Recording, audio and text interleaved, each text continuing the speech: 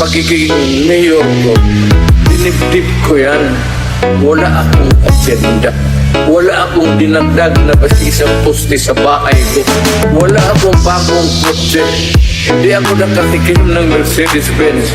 Dinibdib ko talaga ang trabaho ko para sa bayan. Davao Mix DJ. Kung siya pa ang nakaupo, ramdam natin ang kaligtasan. Pagkat dahil sa kanya, ang krimen ay nabawasan. Mga adik kinorasan at sila ay pinasuko. Sa bayan kong Pinas, siya ang tunay na may puso. Ngunit ngayong tapos na ang kanyang panunungkulan. Tratuhin ng gobyerno ay parang salot sa lipunan. Siya'y pinagkaisahan ng mga nakaupo. Sa laban mo kasama kaming mga taga-Cotabato. Ganito ba talaga ang batas sa Pilipinas? Sino pa yung nasa tama ay siya pa ang nakaposa? Susi pa yung mga adik, meron kayong malasakit. E paano naman yung ginahas at pinatay ng adik? Sa gunanya nakasabi ang pagkamalapat silag. May baso bang imatay no tagaw ang magkakilag? Araw-araw may patayan na tila babaligsahan. At ang mga mahihirap ay lalo pang nahirapan. Duterte pa rin kahit na ano man ang mangyari. Duterte ang pinakamagaling na presidente. Sa laban mo Duterte, kakampi mo ang marami. Noon hanggang ngayon Duterte pa rin kami.